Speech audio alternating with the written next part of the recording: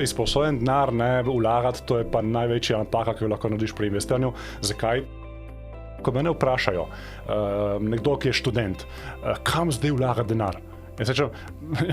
Pusti Bitcoin, pusti delniške trge, pusti vse te stvari, to je brez veze zate.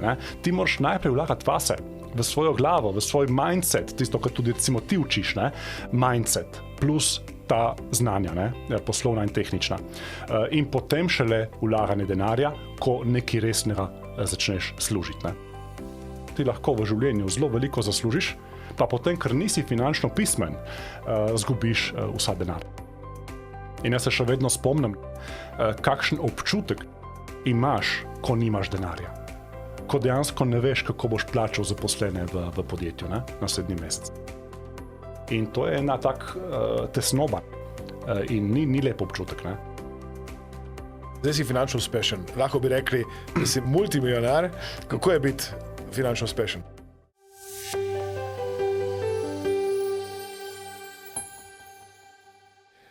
Lepo zdrav, dobrodošli v novi epizodi podcasta oziroma podcaста.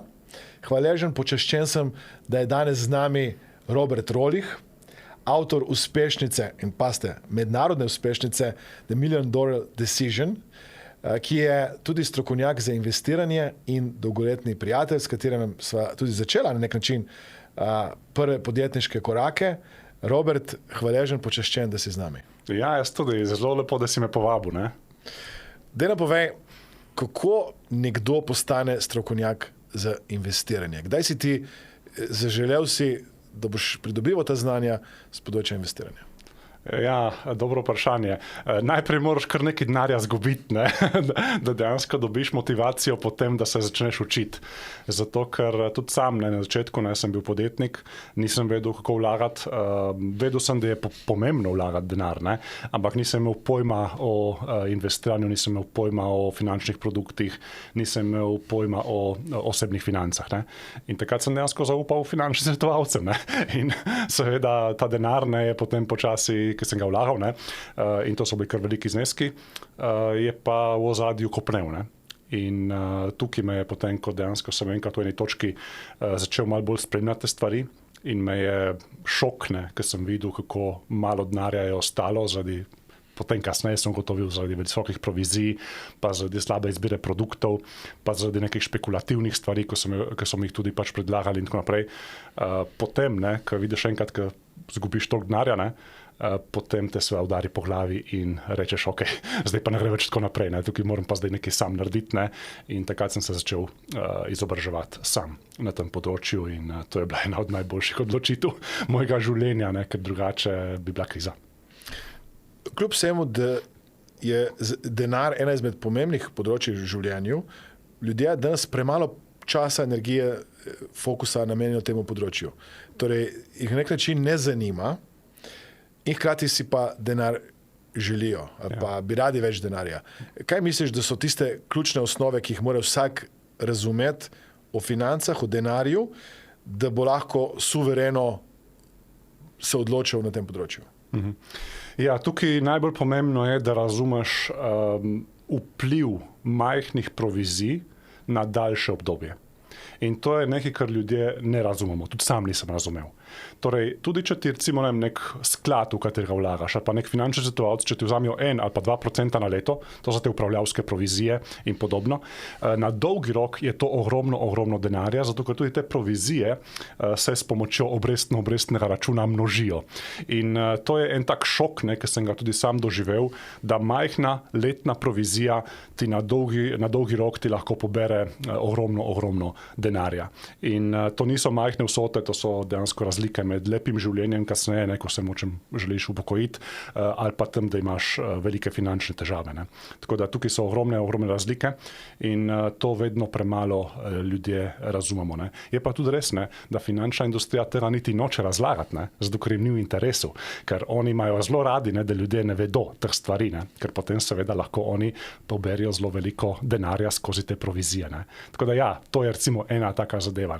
Potem, mislim, še ogromno drugih stvari je razumevanje osebne bilance, ne? To je tisto, kar tudi Robert Kiyosaki je zelo populariziral v svoji knjigi Bogati očka, revni očka, torej da razumeš, ne, kje denar pride v tvoje življenje, kje denar gre ven iz tvojega življenja ali pa na bančni račun ali pa ven iz bančnega računa in pa kaj so sredstva in kaj so obveznosti. Ne?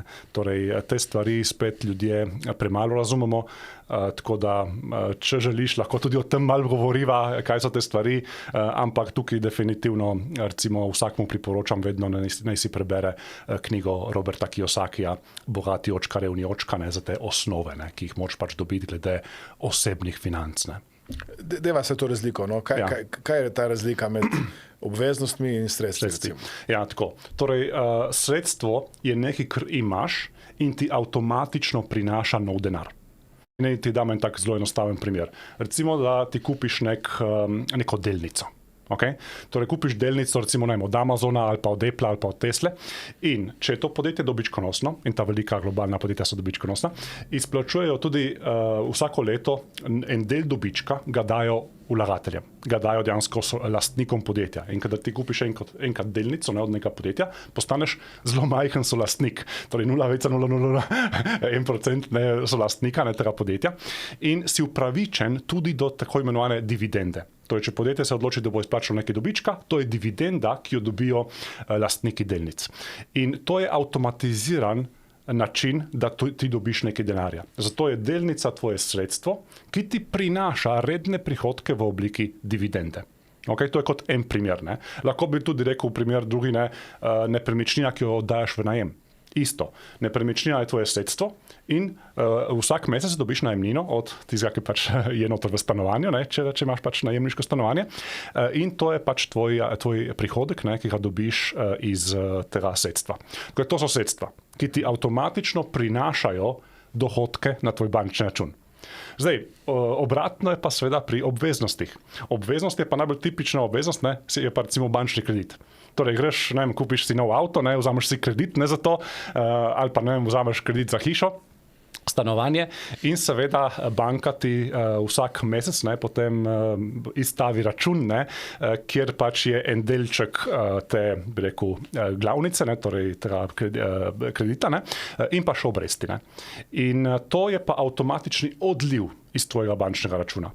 Tako da to je pa recimo en tip obveznosti, ne, ki ti odnaša denar redno in konsistentno. Ne. Ali pa recimo, če si naročen na Netflix, ne, isto, avtomatično denar gre ven iz tvojega računa, ne, vsak mesec. Ne.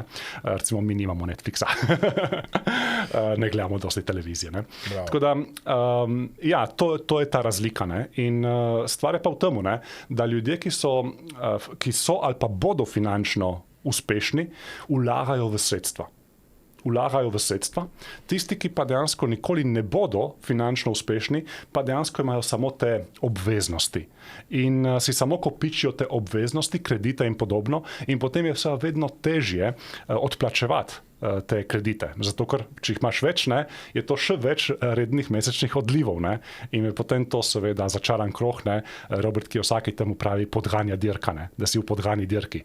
Ti služiš nekaj denarja, ne, ampak stalno moraš odplačevati te kredite in nikoli ne prideš ven. Nikoli dejansko si ne ustvariš nič zase, vedno samo odplačuješ bankam te kredite.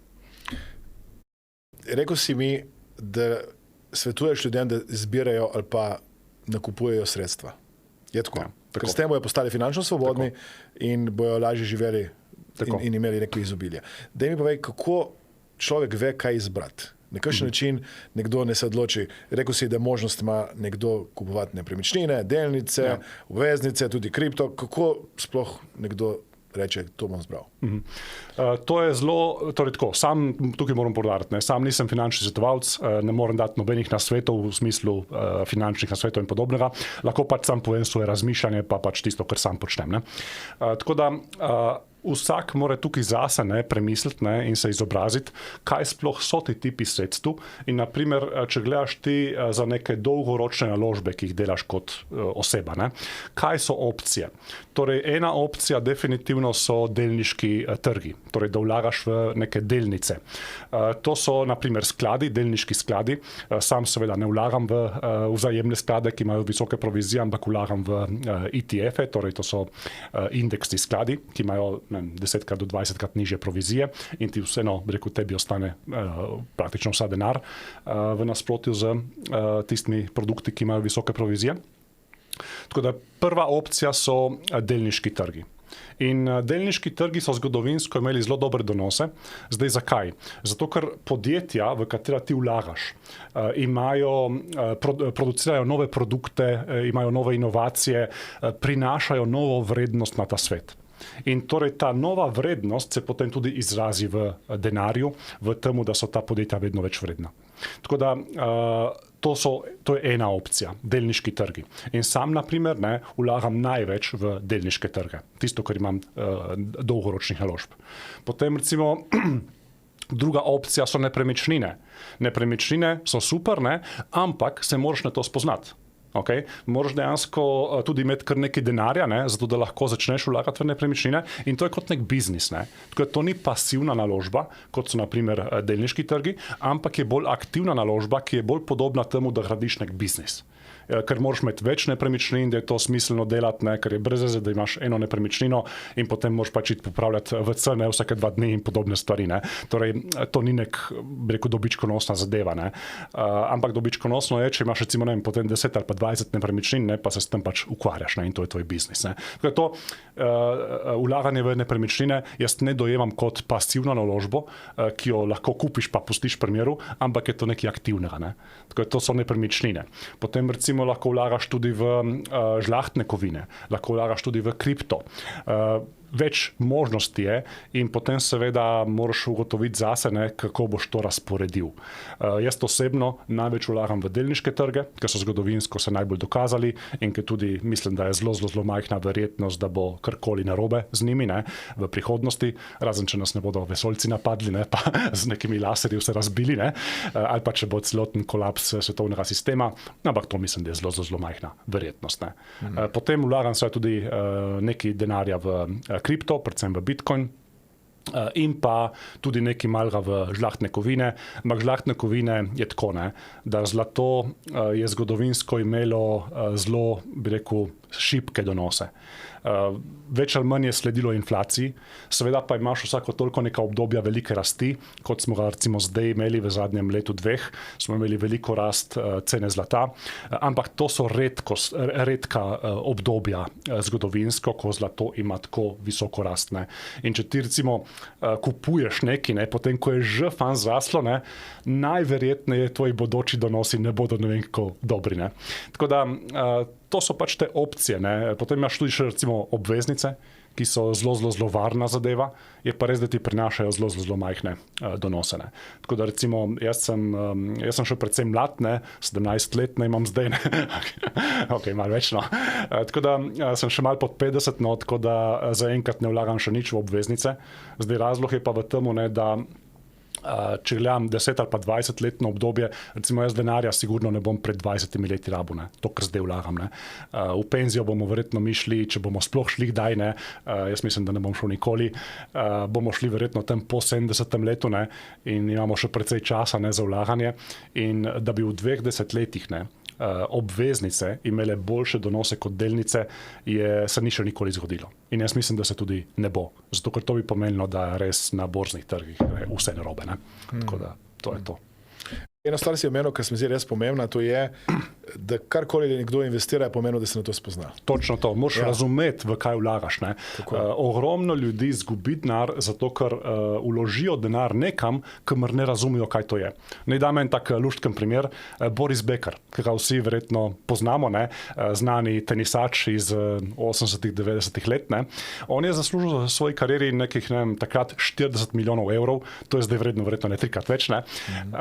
In kaj je on naredil? On je zelo dober bil pri tem, da je znal zaslužiti denar, ker je bil dober v tenisu. Ampak, ko je pa potem šlo za upravljanje s tem denarjem, ko je končal kariero, je pa zgubil vse. In je pred 5-6 leti je seveda mogel iti tudi v osebni bankrot. Zdaj zakaj? Zato, ker je začel vlagati denar v stvari, ki jih ni razumel. Naprimer, en primer je bil v neke nigerijske naftne družbe, ki očitno ni naredil niti najmanjše raziskave, kam vlaga, in tiste zadeve so se potem izkazale za neke slamnate družbe, ki sploh niso obstajale. Tako da so ga dejansko prenesli okrog. In on je en tipičen primer, kako dejansko ti lahko v življenju zelo veliko zaslužiš, pa potem, ker nisi finančno pismen, ker ne narediš, ker ne vložiš nekaj v svoje izobraževanje, ne vložiš v raziskavo tega, v kaj vlagaš, zgubiš vsa denar. In to je recimo en tak zelo pogost primer, ali pa recimo ljudje, ki vlagajo v neke majhne kriptokovančke. Tipičen primer, več ali manj 99% teh ljudi izgubi denar, ker ne razumeš, v kaj vlagaš. Tako da, ja, to je en tak zelo velik problem in zelo pogost problem. Mislim, jaz imam en primer, tudi moj oseben. Torej, jaz sem takrat 2005-2006 kupil vse knjige od Kiyosakija. On razlaga, kako kupovati nepremičnine brez nič denarja. In jaz sem v tistem obdobju kar nekaj nepremičnin kupil. Na začetku sem jih lahko hitro prodal in zaslužil. In potem je prišlo obdobje, ko se je tisti trg pol razsul. In jaz sem končal za minus 600,000 evri. In to je bila izjemno draga šola. In točno potrdim to, kar si ti rekel. Vlagajte v to, kar se spoznate, ker ne morete kar zdaj reči, zdaj pa 5 minut imam 5 evrov, pa 10 evrov, ali pa si celo denar sposodil. Ja, to je pa najhujša stvar. Ja, in potem s kreditom, recimo, izposojen denar vlagati, to je pa največja napaka, ki jo lahko narediš pri investiranju. Zakaj? Zato, ker recimo, vložiš pa tudi če vložiš v zelo take varne zadeve, kot so na primer delniški trgi, vložiš v neke velike sklade, globalne, tudi tam so lahko ene velike korekcije. Lahko trg pade za 10, 20, 30%. To se je recimo zgodilo zdaj aprila 2025, ko je Trump razpisal vse te carine in začel, bi rekel, z vsemi temi politikami, torej zaščitu ZDA in tako naprej. In trgi so padli za 30%. In zdaj, če imaš ti izposojen denar, ki si ga vlagal pred tem in si zdaj minus 30%, boš v paniki prodal, ker te bo stisnilo. Boš dejansko odpovedal. In kaj se je potem zgodilo? Torej, ljudje bi seveda vložili izposojen denar, pade in za 30%, v paniki, v stiski, ker ne vejo, koliko dol, ker takrat so vsi rekli, to zdaj bo šlo še dol, recesija in tako naprej. Ti bi prodal. In potem kaj se je zgodilo? Trgi so dejansko v naslednjih 6 mesecih šli na nove all-time high, na nove najvišje točke. In so dejansko pokrili vso to izgubo in šli še više. In jaz recimo sam sem takrat zelo intenzivno vlagal in sem to tudi vsem mojim, bi rekel, ljudem, ki jih imam v programih, sem tudi jim povedal, zdaj agresivno vlagam. Ampak zakaj? Zato, ker sem, bi rekel, že toliko izurjen in ker nimam psihološkega problema, da bi moram skrbeti, da mi ne bo še za 10% upadlo, ker potem bom bankrot. Torej, vlagaš vedno samo denar, ki ga imaš. In se moraš zavedati, da trgi grejo gor in grejo tudi lahko dol. Bravo. To, kar si rekel, vlagaš denar, ki ga imaš, oziroma lahko tudi vlagaš denar, ki ga lahko izgubiš. Tako, točno. Mislim, vedno vlagaš z tem, bom rekel tako, z mislijo, da lahko tudi trgi močno padijo.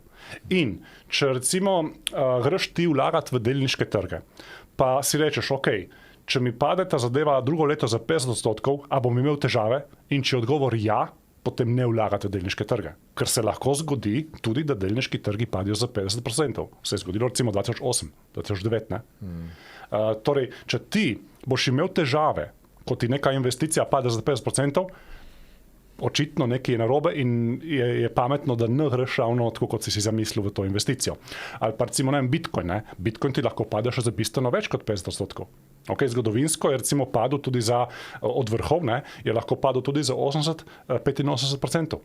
In zdaj, če boš imel velike težave, če zdaj ti vložiš v Bitcoin, pa boš imel velike težave, če ti pade za 70%, pa za 60%, vprašanje, če je to dobra naložba zate. Tako to moraš malo premisliti vnaprej. Ne kadar se že zgodi, ampak moraš vnaprej premisliti in si te scenarije v glavi nekako zavrteti. Kaj se bo zgodilo, če se to zgodi? A bom imel težave? Ja. Sam ljudje priporočaš, da se denarja ne sposodijo. Zdaj pa, kje pa denar dobijo? Kaj svetuješ ljudem, da dobijo prve začetne vložke, zato da potem se začne ta snežena kepa kopičiti, vrteti v želeno smer? Definitivno dober point, ker če nimaš denarja, boš zelo težko tudi ga nekaj vlagal. Oziroma, če ti zelo malo zaslužiš, potem boš lahko vlagal zelo majhne zneske.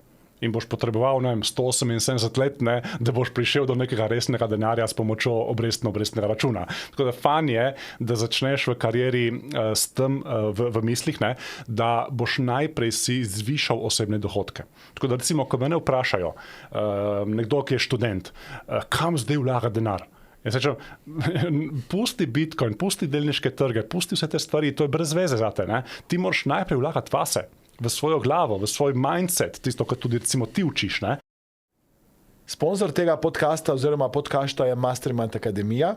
Vabljeni, da všečkate, delite, komentirate vsebine, ki jih objavljamo. In ko se vidimo na delavnicah v živo, bom vesel, če mi boste rekli, da ste spremljali ta današnji podcast in kakšen se vam je zdel. Torej, da boš ti dejansko lahko najprej zaslužil več, moraš vlagati v svoja poslovna znanja, v znanja o marketingu, prodaji, pogajanjih, vodenju in, ali pa neka tehnična znanja, da boš recimo dober programer, da boš dober računovodja, da boš dober XY. Ne? In ta znanja ti lahko potem prinesijo višje osebne dohodke. Tako da ti moraš najprej razmišljati o višjih osebnih dohodkih, lahko greš tudi v neko podjetništvo, če želiš, ne? Kjer moraš imeti in tehnična znanja in tudi ta poslovna znanja, pa tudi v službi, ne? Če si v neki službi, recimo programer, ne? Je tudi fan imeti neki teh poslovnih znanj. V smislu marketinga, komunikacije, pogajanj in podobnega. Zato, ker tudi ti, če si recimo dober programer, ne? Ti to ne bo dosti pomagalo, če ne znaš še komunicirati svojih idej. Če ne znaš se spogajati za boljšo plačo, če ne znaš predstaviti, kaj sploh počneš vodstvu, da te bo to potem sploh cenili, ne, tvoje delo. To so neke ključne stvari, ne, tako da moraš nekako združevati ta tehnična znanja na nekem svojem ozkem področju in pa tudi ta poslovna znanja, ki ti pa dajo neko širino in neko bistveno večjo možnost, da boš ti zaslužil bistveno več denarja. Tako da, če pogledam recimo na začetek moje kariere, tudi sam nisem zaslužil dosti. Jaz prvih 5 let v podjetništvu ni bilo nič, ne? Da smo se preživljali tako z dneva v dan, ne? Potem ne, so prišli zelo lepi dobički, ne? Ampak 5 let sem jaz mogel vlagati, ne, v ta biznis, v znanje, bral knjige, predvsem sem bral knjige, ker denarja za neke seminarije in za neke druge stvari nisem takrat imel. Ne? Ampak sem dal skozi nekaj 100 knjig, ne, poslovnih. V teh prvih letih. Ne? Zato, da sem potem pridobil ta znanja in da sem lahko potem nadgrajeval te moje sposobnosti in da bi je to potem prineslo više dohodke. Ne? Tako da, ja, predvsem, če si mlad, ne, najprej sposobnost služenja denarja. Mindset plus ta znanja, ne, poslovna in tehnična. In potem šele vlaganje denarja, ko nekaj resnega začneš služiti. Ne? Zdaj, kaj je nekaj resnega, to je pač od vsega odvisno. Dobro, zdaj se reko, če si mlad, kaj pa če si star? Če si star, ja, podobno. Zdaj, konec koncev, vedno je tukaj zelo enostavna enačba. Ne? Tisto, kar ti zaslužiš, minus tisto, kar ti porabiš, tisto lahko vlagaš. Ne? In zdaj, če ti ostane 100 evrov na mesec, ja, pač boš lahko vlagal 100 evrov na mesec. Ne? In če to pač ni veliko denarja, ne, mislim, to realno ni veliko denarja, ne, ti ne bo, bi rekel, omogočilo, da boš ne vem koliko vlagal, ne, potem seveda moraš razmišljati, kako boš zvišal svoje osebne dohodke. Zdaj, rekel si prej, da je ključno to, da začnejo čim prej mladi, ne, z novimi znanji, tudi investiranjem. Daj jim povej, kako je ta obrestni račun pomemben pri investiranju in kaj pomeni 5 let, 10 let z vidika donosov potem. Ja, torej, če pogledamo recimo nek tako standardni, povprečni, poudarjam povprečni donos na delniških trgih, je bil v zgodovinsko gledano nekje nad 10% na leto, okay? Pred provizijami. Zdaj, če vlagaš v neke sklade, ki imajo visoke provizije, bo to na koncu 8% na leto. Ne? Če pa vlagaš v neke sklade, ki imajo nizke provizije, kot se tudi sam, ne? Bo pa to res podobno, temu bo nad 10%. Ne? To so, poudarjam, povprečni letni donosi. To pomeni, da lahko naslednje leto je tudi minus 20%, ampak čez 3 leta je pa lahko plus 50%. Ne? Torej, to lahko nihajo letni donosi, ampak povprečno zgodovinsko je bilo 10%. In zdaj, v kakšnem času ti podvojiš denar, če imaš 10% rast? Tako, mal na palc, če te vprašam. 10 let? 7 let, okay? Jaz si bil blizu. Torej, 7 let, ne, da ti podvojiš denar, če imaš 10% rast. Okay? In to je dejansko moč obrestnega računa, ker vsako leto se ti nabira več denarja, ker prvo leto imaš 100, drugo leto imaš 110, potem imaš 121, potem imaš 133 in tako naprej. Torej, vedno so večje te razlike, zato ker se obrestuje tudi torej ne obrestuje se samo tvoja glavnica ali pa začetni vložek, ne, ampak tudi tisto, kar si že dobil v donosu, ne, v preteklih letih. In to je ta moč obrestnega računa, zato se v 7 letih, ne, tvoj denar že podvoji. Ne? In potem se to samo še pospešuje v prihodnosti. Ne? Tako da to je ta moč obrestnega računa, ki jo moraš razumeti, ne, pri dolgoročnih investicijah. In dosti ljudi, ne, bi rado zelo na hitro prišlo do nekega podvojitve denarja. To recimo grejo v neke kratkoročne špekulacije, grejo v neko kratkoročno trgovanje na Forexu z delnicami ali pa ne vem, kripto in podobno. Na hitro hočejo zaslužiti. Ne? In zdaj, kaj se zgodi, tudi sam sem bil tam in sem isto doživel, ne? Zgubiš tisti denar. Zato, ker pri vseh teh tveganih špekulativnih stvareh, ki so na kratki rok, 95% ljudi izgubi denar, ali pa še več ne. Samo profesionalci in pa tisti, ki ponujajo takšne tipe trgovanja, tisti pač fan zaslužijo. Ne? Ampak tisti, ki pa res vlagamo na ta način, ne? Jaz sem tudi, kot sem rekel, na začetku kariere precej vlagal na ta način, vsa tisti denar je šel nič. Ne? In podobno je zgodba pri vseh, ki jih srečam. Ne? Mislim, praktično v karieri, pa sem srečal, ker pač se s tem ukvarjam, ne? Sem srečal že na tisoče in tisoče vlagateljev, dejansko vedno slišim eno in isto zgodbo. In to je, da vsi, ki so šli v kratkoročno trgovanje, so zgubili svoj denar. Edini, ki tam služijo, so ponudniki tega trgovanja, ker služijo na provizijah, ne? Torej ti brokerji in podobno, in pa seveda tisti, ki izobražujejo o kratkoročnem trgovanju, ne? Tisti si pač zaračunajo za svoje tečaje. Ne? Ampak tudi oni točno vedo, da več kot 95% strank bo zgubilo denar. Zdaj, čist druga igra, ne? Je pa dolgoročno investiranje. Če ti pa na dolgi rok investiraš, delniški trgi statistično bodo šli gor, ne? Zdaj, ni to 100%, ne? Ni to 100%, da bodo delniški trgi čez 10 let ali pa 20 let više, kot so danes. Ni. Zato, ker nič ni 100% na tem svetu. Ne? In tudi pri vlaganju, ne, se moraš vedno zavedati, ne, da so vedno samo verjetnosti in ne gotovosti. Ampak, če nas vesoljci ne bodo napadli, če svetovni sistem se ne bo razpadel, ne, bodo najverjetneje zelo visoka verjetnost je, da bodo delniški trgi bistveno više čez 10 let, kot so pa danes. Ne. Glavni razlog pa je, ne, tudi če ne bo, recimo, tudi če ni tako velika gospodarska rast in tako naprej, glavni razlog pa je tiskanje denarja.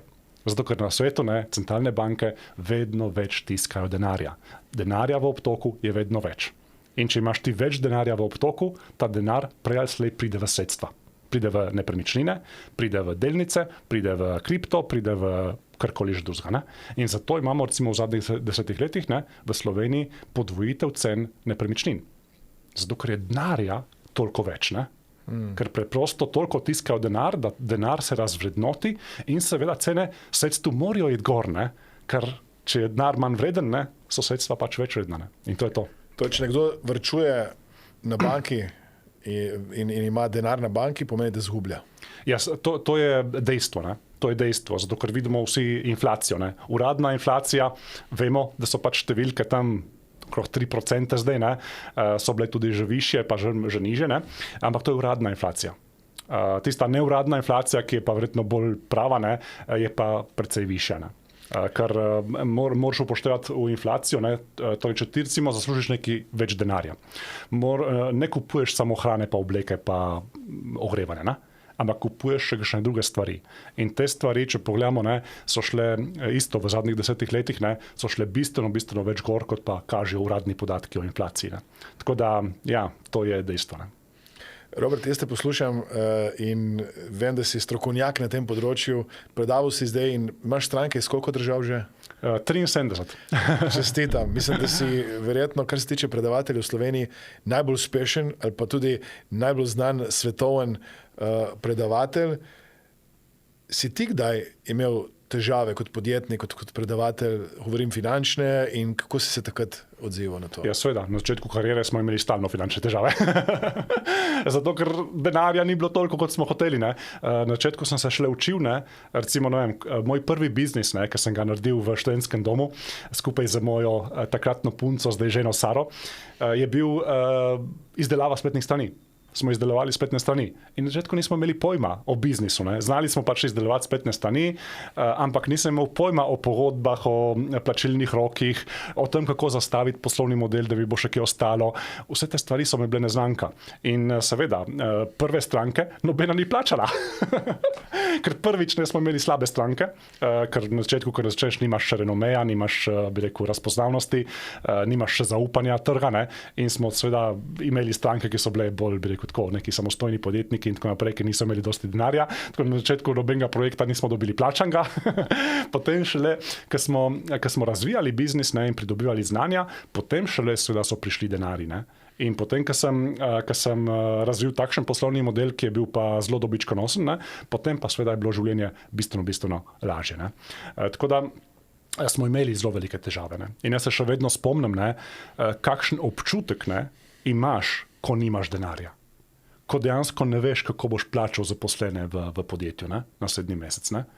In to je ena tak tesnoba, ne, in ni lep občutek. Ne. In nočem nikoli priti nazaj, ne, v takšno obdobje, da bi imel finančne težave. Tako je to ena taka moja tudi vedno motivacija bila, ne, ker sem doživel, kako je biti brez denarja, kako je dejansko skrbeti glede denarja. In to je bila vedno neka moja motivacija, da sem potem tudi prišel do nekega lepšega denarja, ki mi omogoča pač čisto drugačno življenje, ker nimam teh skrbi. Ne. Torej, zdaj si finančno uspešen. Lahko bi rekli, da si milijonar. Ja, kar. Se danes milijonar biti ni več tisto, kar je bilo včasih. Ne. Tako da moraš biti že malo več. Ne. No, zdaj si multimilijonar. Kako je biti finančno uspešen? Govori z vidika občutka. Ja, super. Meni je to ena od najboljših stvari. Pa ne zato, ker bi si lahko kupoval neke Lamborghinije, ker si jih ne bom, ker pa to me nabriga. Ker dostikrat me tudi, recimo, zadnjič me je moj sin vprašal, ne, ker je gledal Lamborghinija, ne, ker vse rad pogledaš te športne avte, ne, in mi pravi, ne, tata, Makabi, bi si lahko kupil enega Lamborghinija. Jaz pravim, ja, mislim, komod si ga lahko kupimo, ne, samo kaj boš z njim, ne. Jaz živim pač malo više od Ljubljane, ne, malo ven iz Ljubljane in tako si malo na hribu, ne. Sej ne bi niti na naše dvorišče šel, ne, ker bi nasedel. Ne? Tako da nočem nekih statusnih simbolov in tako naprej. Recimo tudi ure, jaz sploh nikoli nisem vprašal, že, pa zakaj ne kupiš si enega Rolexa ali kaj takšnega. Ne? To je kao simbol, da si dosegel nekaj. Ne? Who cares, mislim, mene kakšno uro imam. Mislim, jaz se nikoli nimam, ne? Tako da ne briga. Ne? Tako da je fantastičen občutek to, da imaš neko svobodo in da nimaš skrbi. In to je meni vredno res vsega na tem življenju. Ne? Da mi ni treba skrbeti, kako bom plačal stvari, da greš lahko v neke dobre hotele, ko potuješ, da lahko si privoščiš tisto, kar si želiš, da lahko mirno spiš, da te ne skrbi, a boš jutri lahko plačal položnico ali ne, da si lahko privoščiš pač stvari, ki si jih mogoče nisi prej niti uspel upati, sanjati in podobno. Tako da ta občutek mirnosti, to mislim, da je vredno zlata. Ne? Zdaj, ko si dosegel tak finančni uspeh, je dostikrat pri zelo uspešnih ljudeh želja, da bi še več imeli. Torej si želiš, da bi bil nekega dne milijarder? Ja, dobro vprašanje. Fan je vedno si želeti nekaj več, fan je vedno imeti neke cilje, da te malo ženijo naprej, ampak jaz tudi če pogledam na začetek mojega, jaz nikoli nisem si postavil cilja, da bom zdaj zaslužil 1 milijon. Tako da, če me zdaj vprašaš, recimo, kdaj sem jaz postal milijonar, jaz to rekel, nimam pojma. Nimam pojma, zato ker nisem nikoli meril v tem denarju, da bom jaz, 1 milijon imam zdaj na banki, ne. Nisem tega nikoli meril, ne. Tako da, milijarder postati me ne zanima. če bom enkrat postal super, ne, ampak tudi, če ne bom, ni nič narobe. Ne. Ker moj lifestyle, ne, je zdaj zelo podoben temu, kar sem ga imel pred 10 leti, pa sem imel bistveno manj denarja. Ne. In bolj mi je to, da imaš ta občutek, ne, da nimaš skrbi, da dejansko imaš neko svobodo v življenju. Ne. In to se mi zdi, da je ključnega pomena, ne, pri temu denarju. Zdaj, ja bom pa milijarder ali pa ne, pa niti se ne ukvarjam s tem. No. Tako. Omenil si prej ženo, s katero sta začela to pot. Ja. Kako je bila, Sara, pomemben del tvoje zgodbe o uspehu? Ključen. Ključen. Če ne bi jaz Sare takrat spoznal v študentskem domu, verjetno ne bi takrat niti svojega biznisa ustvaril, ne bi niti se mal zmigal v življenju, ker jaz pred tem, ko sem jo spoznal, sem bil tako malo zavožena duša. Ne. Ona me vedno heca, ne, da sem bil pač tam v zaporniških hlačah, ne, v študentskem domu in sem stalno samo bral science fiction, ne, torej znanstveno fantastiko in delal nič, ne, in gledal zrak. Ne. In to je bilo pač moje življenje pred Saro. Ne. Zdaj, po Sari, ne, ona me je mal brcnila v rit. Tako da sem si potem dobil eno službo, predtem nisem niti razmišljal, da bi si kakšno študentsko službo dobil. Ne. Ona me pač tako malo brcnila v rit, ne, da je treba zdaj nekaj narediti, ne moreš samo še ležati na posteli. Ne. Tako da ja, Sara mi je dala to brco v rit, ne, ki sem jo rabil v življenju. In brez nje bi, ne vem, kje bi bil, verjetno še vedno v zaporniških hlačah. In ja, to bi rekel, ne. Ena stvar, ki mi jo je recimo ona dala, je ta občutek za nujnost. In to mislim, da je v življenju ključnega pomena za uspeh. To, da če imaš nekaj narediti ali pa če si nekaj zastaviš, da narediš zdaj. Da ne čakaš na jutri, ne čakaš na pojutrišnjem, narediš zdaj. Recimo ti tak enostaven primer. Imaš za iti za vozovniku. Ja, pokliči ga zdaj še to sekundo. Ne razmišljati še 5 ur, ne odlašati na jutri in tako naprej. Ja, veš, da nekaj moraš narediti, pokliči uredi, ne? In tega občutka za nujnost jaz nisem imel. Vedno je bilo, ja, sej to lahko jutri. Ne? In tako je bilo v vseh vidikih mojega življenja. Nič se ni dogajalo, zato ker vse je bilo lahko jutri. Ne? In potem, ko ona mi je pa dala to, ne, je pa dej naredi, ne? In na začetku je bilo tako, kaj me zdaj siliš in tako naprej, ampak potem sem ugotovil, da če tega ne naredim, ne bom nikamor prišel. Ne? In ona mi je dala ta občutek za nujnost, ne, ki pa mi je prinesel potem vse te uspehe. Ne? Ker če nimaš občutka za nujnost, če ne narediš stvari takoj, zdaj, hitro, ne boš nikamor prišel. Ne boš uspel v biznisu, ne boš uspel v karieri, ne boš uspel nikjer. Ne? Tako da, ja, Sara je bila ključna. Bravo. Sara imata dva čudovita fanta, ki sta bila izjemno uspešna tudi mednarodno, ja, na področju logike. Kako logika? S kje pa je ta logika? Ja, mi smo že od mladih let, se spomnim, ta starejši, ne, sin, je že tam pri 4 letih, je ga ful fasciniralo to računanje. On je imel tisti takrat nek računalniček, tak, ne ta pravi, ne, ampak on je plastičen, ne, ki si pač tu nekaj tipkal, pa tako naprej, pa ti je nekaj govoril, ne, in je ful tam se sam naučil tudi računanje, ne, 1+1 in vse te stvari, ne. In potem, ne, vedno, ko smo šli na morje, ne, pa smo se zvečer sprehajali malo okrog, vedno, tata, mama, račune. Vedno je hotel to, da mu dajemo neke račune ali pa neke matematične uganke in njega je to zaposlilo. Ne. In to je bila kot neka igra. Tata, račune. Ok, koliko je 7x8? In potem je on računal in povedal. Ne? Ali pa ne vem, koliko je 2 minus 1 plus 17? In spet je to računal. Ne? In to iz te igre, ne, smo videli, da ga fascinira ta matematika. In to zanimanje, ki ga je takrat pokazal, in tudi potem mlajši je tudi, bi rekel, podobno zanimanje imel, je privedlo do tega, da smo tudi nabavili mu pač enega kouča, eno koučko, ne vem, ko bi to povedal, ne, ki je izjemno dobra pri logiki. In prihaja iz Moskovske univerze, je pa že dolgo časa tukaj v Sloveniji. In ona je res genij za matematiko in logiko. In mi smo potem začeli k njej, je on pač začel zahajati. No. Koliko je bil star takrat? 6, tam nekje. Kar zgodaj. Ja, ne vem točno, samo zdaj malo res, jaz pozabim še tisto, ko je bilo včeraj. Če bi vprašal Saro, bi ti točno rekel, ja, 6 let pa 3 mesece, ne, takrat je bilo. Jaz bom rekel, ja, enkrat pač pred 10 leti, ne. Malo se hecam. Skratka, zanimanje za neko tematiko plus neko aktivno uspodbujanje, da je začel se izobraževati na tem področju in vaditi. Ker ti, če imaš nek talent ali pa neko zanimanje, ti nič ne pomaga, če tudi potem ogromno ne vadiš. Ne. Tako da ti moraš imeti neko zanimanje za neko tematiko, ne, potem pa moraš vaditi, ne, in iz tega lahko potem pride nek uspeh. Ne. Tako da, ja, sta oba zelo pridna v tej logiki, sta bila že zelo visoko uvrščena na kar nekaj tekmovanjih. Rupert je bil tudi državni prvak tukaj v Sloveniji eno leto z matematiko, to Vegovo priznanje, ne vem, kako se temu reče, ne. Pa enkrat je bil drugi na svetovnem prvenstvu, kar je bilo res ogromen uspeh. No. Tako da, ja, zanimanje, nek talent, ki ga pač pokažeš, ne, ampak potem ga moraš razvijati. Ne. Tako kot je recimo Jordan, ne, pri košarki rekel, ne, da zakaj je on tako dober, ne, je zato, ker trenira 3-krat bolj trdo, ne, kot pa vsi drugi. Ne. Zato, ker je stalno treniral. Ne. In to ti potem prinese seveda uspehe v življenju. Ne. Če ti samo misliš, da boš, ne, zato, ker si dober v tenisu, ne, ali pa se ti dopade tenis, da boš kar zdaj enkrat številka 1, ne, pa da boš služil milijone, ja, haha, ne.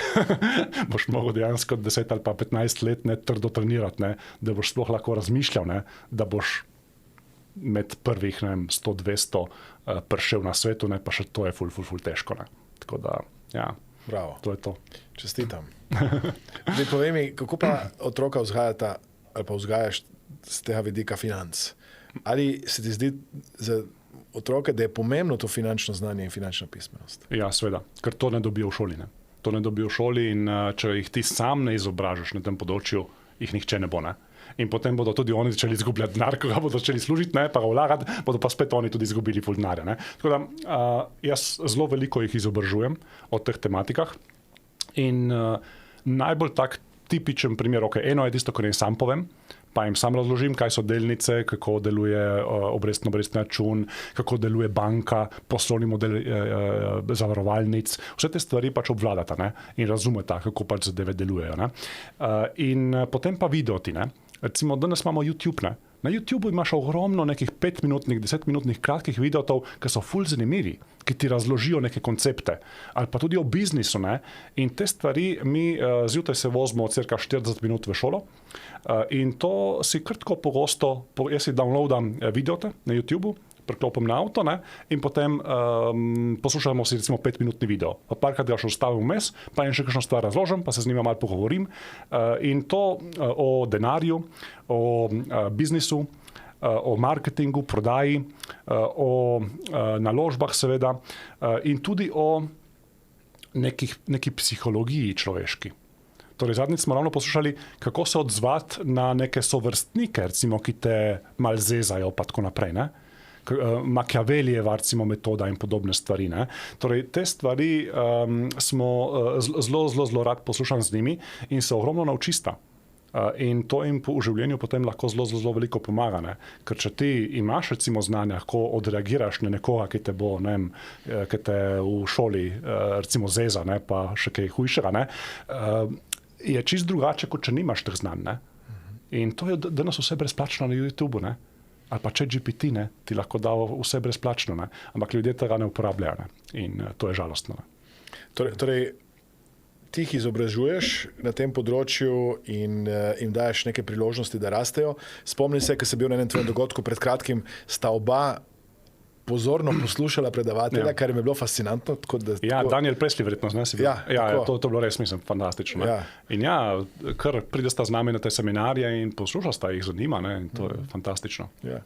Kako pa gledaš na to, da boš jim ti denar dal, ko bosta toliko stara? Kako gledaš na to? Saj jim ne bom. Zakaj bi jim dal denar? Morata si ga sama zaslužiti. Aha. Jaz jih učim v tej smeri, ne, da denar ne bo padel z neba, ampak da si ga bosta mogla sama zaslužiti. Kar jim pa lahko jaz dam, je pa znanje. Ne. Ampak denar bosta mogla sami zaslužiti. To jim že zdaj razlagaš? Ja, tako. Ker pomembno je, da to je dostikrat problem ne, pri bogatih otrocih, ne, da padijo v droge, pa v vse te neumnosti, ne, ker ne vejo, kaj bi. Ne. Ker če ti imaš vse na pladnju, ne, doma, ne, je to najslabša stvar. Ne. Ker imaš občutek potem, da vse pade z neba. Ne. In vse ti ni treba nič narediti. Ne. In potem se če nimaš nobenega cilja v življenju, če nimaš nobene ambicije, ja boš pristal na drogah, ne. Kaj pa drugega. Ne. In boš zavozil življenje. Ne. Ona dva že zdaj vesta, imata očeta, ki je milijonar, vendar začneta pa z nule. Tako. Največ, ki jim bomo lahko dali, je mogoče, da jim bomo kakšno stanovanje zihtali, kaj takšno. Ker tukaj imamo pa res zelo velike težave z tem mladi. Ne. To je ena velika težava po vsem zahodnem svetu. Da so cene nepremičnin šle tako močno gor, da mladi si ne morejo več privoščiti stanovanj. In če pogledaš računico, ne, eno spodobno stanovanje, ne, v Ljubljani, si ga mladi ne morejo več privoščiti. Ga bodo odplačevali, ni računice, ne. Nekdo z neko običajno plačo, ne, ali pa tudi, če ima malo boljšo plačo, ne, saj si ne more privoščiti. Ne. In tukaj je pa težava naše birokracije, ne, ker dejansko ne damo na trg dovolj stanovanj, da bi znižala se ta cena. Ker edini način, ne, da ti lahko znižaš nivo cen nepremičnin v državi, je to, da omogočiš lažjo, hitrejšo gradnjo. Nobena kontrola cen ali pa kontrola cen najemnin in podobno, kot poskušajo socialisti po marsikateri državi, ne, delati, ne, recimo na Nizozemskem, ne, je to neslavno propadlo. Ne. Je bila neka socialistična težnja, ne, potem, da bi imeli uravnavanje cen najemnin. Ne. Kaj se je zgodilo? Ja, še manj ljudi je hotelo oddajati, ne, in potem na koncu so se še zvišale cene najemnin. Ne. In to je tisto, ne, kar včasih ne, politiki ne razumejo, ne, da edini način, da ti znižaš cene nepremičnin, je, da imaš večjo ponudbo nepremičnin. Torej, moraš poenostaviti gradnjo nepremičnin, moraš birokracijo zmanjšati, moraš pohitriti te postopke, da bo več nepremičnin prišlo na trg. Potem se bo avtomatično znižala cena. In to jim ni jasno. Ne. In to je ogromen problem, ne. Ker mladi se potem počutijo ujete. Ne. Mladi dejansko potem ne vidijo niti načina, ne, kako bi prišli do neke nepremičnine stanovanja, ne. Ker jim finančno to ni sploh dosegljivo. Ne. In potem seveda normalno razmišljajo, dosti bi rekel teh socialističnih teženj, ne, ja, dajmo bogatim vzeti in tako naprej. Ampak kaj se bo zgodilo? Ne. Isto kot v Angliji. Vsi bogati bodo šli v Dubaj pa v druge države, ne, ker se niso neumni. Ne. Če ti ful obdavčiš bogate ali pa tiste, ki so uspešni, boš zgubil najbolj produktiven del družbe. Ne. Boš zgubil vse tiste, ki najbolj delajo, ki dejansko so največ dosegli. In zato recimo iz Anglije, ne, zdaj so pobegnili praktično vsi resni milijonarji, ne, pa milijarderji. Zato, ker dejansko sej nimaš računice, ne, če te pač hočejo povsod obdavčiti. Ne. In to je tisto, kar včasih politiki ne znajo razmišljati korak pa dva naprej. Ne. Oni mislijo, ne, to je bilo tudi, mislim, da na Norveškem, so vzpostavili davek ne, na te milijarderje ali nekaj takšnega in so mislili, da bodo se davčni prihodki zvišali za 500 milijonov.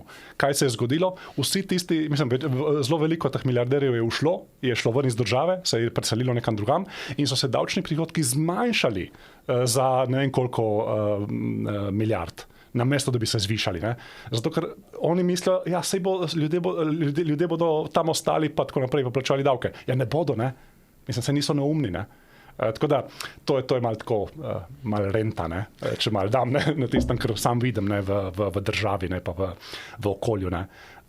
Treba je poenostaviti birokracijo, treba je zmanjšati vse te stvari, ki jih moramo početi z vidika birokracije in tako naprej, pospešiti postopke in to bi bilo tako narejeno, če bi bila volja. Ne? In potem bi bila nižje cene nepremičnin, nižje najemnine, ljudje bi si lažje privoščili stvari in bi bilo za vse boljše. Ne? To, če bi ti zdaj predsednik vlade, bi to naredil kot prvi ukrep? Prva stvar, poenostaviti birokracijo v državi. Kaj bi še naredil? Mislim, da bi bilo to dober začetek. Samo to. Ker te birokracije, ne, pa vseh teh neoptimalnih stvari je toliko, samo treba bilo ogromno stvari črtati, ogromno stvari poenostaviti. Ne. Tako da tukaj bi bilo treba neki, recimo tudi v zdravstvu, ne, ista stvar. Ne. Če greš enkrat recimo na urgenco, vse te kapne, kako neorganizirano je vse skupaj. Ne. Katerekoli zadeve se država preveč ukvarja z njimi, ne, ti toliko to birokracijo naberijo, ne, da na koncu seveda je vse skupaj nevzdržno. Ne. In tukaj bi bilo potrebno res vso energijo javne uprave potrebno bi bilo dobiti majhno skupino ljudi, ki je dobra pri optimizaciji postopkov, pa pri črtanju postopkov. Ampak to tudi Elon Musk v Ameriki je to poskušal, pa je videl zelo hitro, da državna birokracija tega ne mara. In to je pa težava vseh teh naših demokracij, da se je ta birokracija toliko razpasla, da preprosto je sama sebi namen. In tukaj je veliki izziv, kako to rešiti. Tukaj, ja. Okay, ne bom niti razmišljal, da sami imam rešitve. Ampak ja, bi mogli pač to malo tako v družbi malo se bolj pogovarjati o tem, pa najti neke stvari. Razumem. Začela sva s tem, kaj dajete Saro naprej otrokoma. Rekel si, finančna pismenost, to, da bojo samostojno rabili začeti svojo pot. Je tudi ta stvar, ki si jo ti dobil od Sare, neka urgentnost? Ja, definitivno. Zdaj je treba narediti? Definitivno. Tudi te stvari jih vzpodbujamo, da imata nek red, pa neka pravila, pa da dejansko tudi stvari naredi sta hitro. Je pa res, da v najstniških letih je to klasičen problem. Tudi sam sem bil takšen. Ampak pač poskušamo, kakor se pač da. Odlično. Ni pa, da vedno uspeva. Ja. Mi da se poznava že ogromno let, sva prijatelja in vem, da sva takrat, ko sva začela prvo mastermind skupino, če se spomniš, smo igrali tudi Cash Flow. Ja, evo, tudi to igramo skupaj z otroci. Ful dobra stvar, ja. In to je recimo en del finančne izobrazbe, Cash Flow, igra. Igranje igric. Ja, da se naučista, kaj so te stvari. In še vedno ima ni vse jasno, ampak tako, vsakič znova, ko igramo, ima je vedno več jasno. In to je fun. Ja. Kaj šlo, vsakmu priporočam. Ja. Bravo. No, in takrat skozi igrice smo se učili, tudi ti si imel vedno neke zanimive goste, ki si jih pripeljal. Jaz se spomnim še zdaj, da sem bil, to je 20 let nazaj, kdaj je bil Brian Tracy takrat v Sloveniji, ki si ga pripeljal in takrat nisem imel denarja in vem, da mi je nekdo drugi dal karto, ker ni mogel iti. In sem šel tja in vedno si imel neko idejo, vizijo, da si dobil te zanimive ljudi, goste. Kako si do teh ljudi sploh prišel? Ja, dobro vprašanje. Jaz sem vedno želel se družiti z ljudmi, ki so uspešni. In te ljudi sem potem tudi želel pripeljati v Slovenijo, ker smo takrat tudi razvili blagovno znamko Akademija Pantarena, ki je bila poslovna izobraževanja. In Brian Tracy je bil moj idol vedno. Bral sem njegove knjige že kot mladenič, že kot najstnik sem bral njegove knjige o uspehu in o vseh stvareh, kako se pač uspe v življenju. Tako da on je bil ena taka naša želja, kako ga pripeljati v Slovenijo. In takrat tudi mi nismo imeli dosti denarja še, ko smo ga pripeljali prvič, to je bilo 2005, to je bilo točno 20 let nazaj. In ni bilo enostavno. Ampak takrat smo imeli tako last minute varianto, ker mu je en organizator dogodkov imel evropsko turnejo. In en organizator dogodka, mislim, da z Poljske, mu je odpovedal seminar. Tik pred zdajci. In jaz sem bil takrat v stiku že z njegovim menedžerjem, ki je pač to organiziral. In takrat mi je on na hitro pisal mail, da se mu je sprostil en dan in da mi ga lahko da po neki last minute ceni. In ta cena je bila še vedno ful visoka za nas, ampak takrat smo se pač potrudili in smo ga vseeno rekli, ok, gremo v to zadevo, tudi če je riskantno. Ampak vedeli smo, ljudje Briana poznajo, poklicali smo neki strank, vsi so ga poznali. In smo rekli, ok, če ga vsi poznajo, definitivno bodo želeli priti tudi na seminar. Tako da smo potem zastavili ta seminar, ga odlično stržili z našimi marketinškimi znanji in smo razprodali dvorano Smelt. Takrat smo imeli 450 ljudi v dvorani Smelt in je bilo res fantastično. In to je bila neka prelomna točka v našem življenju. Zato, ker do takrat smo se igrali neko majhno igro bolj, z nekimi majhnimi dogodki, majhnimi delavnicami in podobno. In to je bil naš preskok na neke večje dogodke. In tudi finančno sveda je prinesel bistveno več. Tako da pa Briana Tracyja smo dobili kot sveda prijatelja, tudi potem smo zastopali njegove produkte, coaching programe in podobno v Sloveniji. In seveda tudi renome nam je zasune, tako da prepoznavnost. To je bil res en tak velik preskok v karieri. Bravo. Mislim, jaz sem takrat na tej delavnici, ki je bil Brian Tracy, si napisal 10 ciljev in sem vse cilje uresničil. Wow.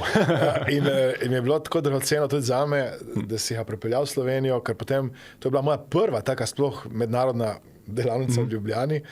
In takrat sem potem šel do Tonija Robbinsa in sem ga tudi spoznal njega in se ta snežena kepa vrtela, tako da mi je res dragoceno, da si upal. No? Ja. In tudi kasneje, jaz, ko sem hodil na tvoje tečaje, ki si jih imel, ta focal point, ki si od Briana Tracyja pripeljal, to so bile vsi take stvari, ki so dajale neko vrednost podjetništvu in podjetnikom, vodjem po Sloveniji. In tako da še enkrat pohvale za to, kar si naredil za podjetništvo v Sloveniji in zdaj tudi širše. No? Ja, saj se še vedno trudimo, ne? Recimo tudi imamo ta brezplačni portal Business Titans online, kjer imamo ogromno člankov teh strokovnjakov, ki jih osebno poznamo, ne? Tudi od Seta Godena, tudi Garyja Veeja, ne? Ogromno imamo teh strokovnjakov, ki smo se dogovorili z njimi, da lahko prevedemo njihove članke v slovenščino, pa jih objavljamo, ne? Tako da to je čist brezplačen portal Business Titans online, naprimer, ne? Tako da to je ena taka naša stvar, ki jo dajemo tudi našemu podjetniškemu okolju, ne? Tako da, ja, mislim, poskušamo čim več narediti.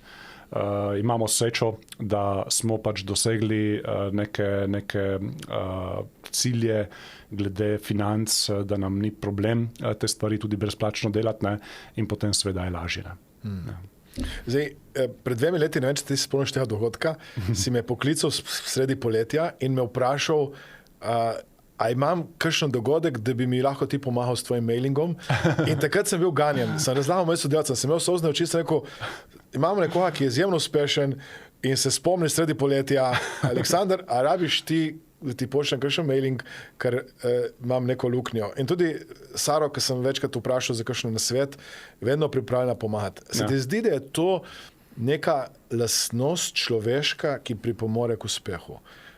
Ja, sigurno.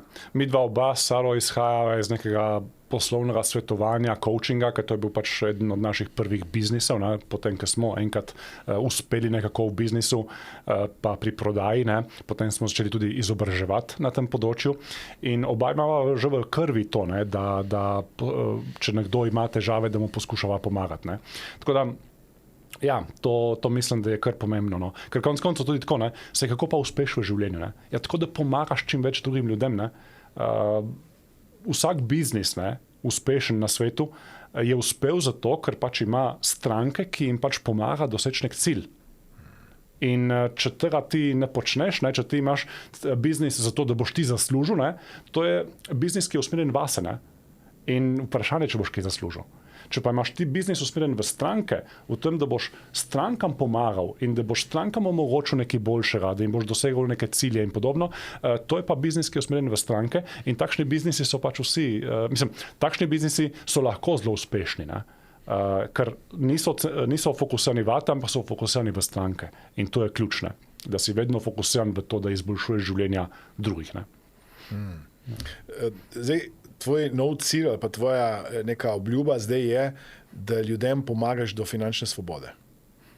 Ali pa do tega, da postanejo dobri v investiranju. Tako. To je zdaj neka tvoj naslednji korak v življenju. Ja. Kaj si rekel, da je lastnost osebnostna, ki vsem ljudem svetuješ, da bojo lahko uspešni v investiranju? Ja, tukaj definitivno potrebuješ najprej ta pravi mindset, ne? Torej pravi način razmišljanja, ker to je isto, mislim, to je tisto, kar tudi ti učiš, ne? NLP in vse te stvari, ne? Torej, če ti nimaš v redu načina razmišljanja glede neke tematike, ne? Ali pa glede nekega področja v svojem življenju, ja, saj ne moreš nič narediti, ne? Ker tvoj mindset, ne, bo dejansko vodil do nekega obnašanja, ne? In do nekih akcij. In te akcije bodo vodile do rezultatov. In ta mindset je začetek, ne, ki ga moraš imeti. Ne. Potem, ne, ko imaš pa enkrat mindset, ta pravi, potem pa seveda lahko se ukvarjaš z nekimi tehnikami, pa pristopi, pa produkti, pa tako naprej. Ne. In ta kombinacija, ne, je zmagovalna. Ne. Ta kombinacija je zmagovalna, ker samo eno ne, ti nič ne pomaga. Ne. Če ti samo poznaš tehnike, ne, pa nimaš mindseta, vse ne boš nič naredil. Ne. ker boš vsako odločitev naredil napačno, ne, kljub temu, da poznaš neko tehniko. Ne. Recimo ti veš, da fajn je vlagati v delniške trge, ampak potem boš pa znorel vsakeč, ko padijo za 20%, ne, pa boš se prodal. Nisi nič naredil, ne. To moraš imeti tudi v mindsetu, ne. To bom rekel tako zavedanje, da trgi lahko padijo in da ne smeš paničariti in tako naprej in da takrat, ko čemu še kaj dodaš, ne. In podobno. Ne. Tako da potrebuješ oboje. Ne. Zdaj, kako lahko ljudje pridejo do tebe? Na kakšen način te lahko najdejo? Lahko pišeš v Google, ne, Robert Rolih, ne, ali pa tudi sva rekla, ne, da bomo, torej jaz bom imel zdaj moj webinar, no, kjer poučujem o dolgoročnem vlaganju, kjer čist izobraževalna zadeva, izjemno koristna, kjer tudi govorim o super, torej katere naložbe so po mojem mnenju dobre za prihodnost, ne zdaj konkretni produkti, ampak tako nasplošno, ne, govorimo, kjer izobražujemo obrestne računu, kaj so dobri, kaj so slabi finančni produkti, kako pač ločiti stvari, ne, in podobno. Tako da ta webinar bomo verjetno spodaj tukaj objavili link. Ne. Tako, torej povezava je mastermatakademija.com, pošiljnica uspeh, ker to je ime tudi tvoje firme. Ja, to je uspeh DO, ne, firme, super. Uspeh tvoja podjetja je in bomo tudi spodaj dali konkreten link. Delavnica je povsem brezplačna. To je čisto brezplačna zadeva, 90 minut traja, je pa noter res tako ful izjemne vsebine. Tudi govorim o tem, kako vlagati v obdobju umetne inteligence in norega tiskanja denarja, ki se pač dogaja zdaj v zadnjih desetletjih. Ne. Tako da, res zelo priporočam. Tako. Torej, delavnica je na voljo brezplačno, greste na link, spoznajte Roberta, naučite se tega, kako postati dobri investitorji, in kako oplemenititi pač denar, ki ga imate, in na nek način, kako dejansko stopiti v drugo obdobje življenja, ker so lahko bolj mirni in imajo neko finančno svobodo s tem. Tako je. Bravo. Omenil si umetno inteligenco. Kaj ti vidiš, kako se bo umetna inteligenca razvijala naprej? Mnogi mislijo, da bodo zdaj tukaj kar pol služb šlo vragu, ne pa podobno, ne, definitivno to ne bo. Glejte, vsaka tehnologija, ne, ki pride na svet, od računalnikov do pluga, do vseh drugih tehnologij, ki so bile v zgodovini, železnice in podobno, so se ljudje ful bali, ne, zdaj pa bo pol služb šlo vragu. Ne. Ni res, ne, samo preoblikoval se bo svet. Samo druga znanja boš mogel imeti, samo druge priložnosti bodo. Tako da služb ne bo zmanjkalo, samo da bodo malo drugačne. Tisto, kar lahko umetna inteligenca počne, je recimo prevajanje. Ne? Zdaj, prevajalcev definitivno ne bomo več rabili toliko, kot jih smo do zdaj. Ne? Jih bomo rabili recimo 20% od tega, kar jih je zdaj. Ne? Zato, ker je umetna inteligenca izjemno dobra pri prevajanju. In to je, če si ti prevajalc, ne? Ali se boš usmeril v to, ne? Da boš recimo, se z nekimi IT podjetji povezal, ne? Pa da boš pomagal umetni inteligenci, da bo bolje prevajala. Ali pa dejansko si najdi neko drugo področje, kjer boš ti delal. Ne? Brez veze samo stati pa gledati v zrak, ne? Pa upati, da boš imel še naprej biznis. Ne? Mogo boš se prilagoditi. Ne? Isto recimo vozniki, ne? Nekih kamionov in tako naprej.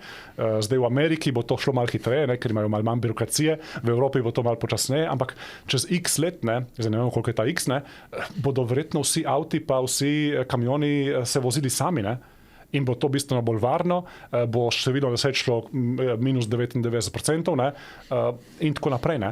In to bo fantastično za ta svet. Ne. Ampak zdaj, seveda, teh služb ne bo več, ne, ampak ti ljudje bodo lahko pač nekaj drugega delali. Ne. Seveda, se bodo pač mogli preobraziti, ne, izobraziti nekaj drugega. Ne. Tako da, vsaka tehnologija, ne, ki je prišla v naši zgodovini na svet, ljudje so se bali, služb bo zdaj zmanjkalo. Ne. Ne, to je po moje brez veze strah ta imet, samo pač mogo se boš naučiti nekaj drugega. Ne. Mogo boš pač, seveda, se prilagoditi novemu svetu. In to je to. Spet si rekel to, kar že govorijo cel čas, nenehno se izobraževati. Nenehno se učiti in sprejemati te spremembe kot nekaj dobrega, pozitivnega. Jaz sem bil pred kratkim v ZDA in sem se peljal s samovozečim vozilom z Googla na Uberju. Ne? No, jaz še nisem. In prednost tega je, ne rabite nobene napitnine. In tudi sami lahko zbere, vsak lahko zbere vsak glasbo, klimo nastavi in je to taka neka čudovita izkušnja. No. In super. In tisto, kar je pa najbolj pomembno, je pa to, da je bistveno bolj varno. Ne?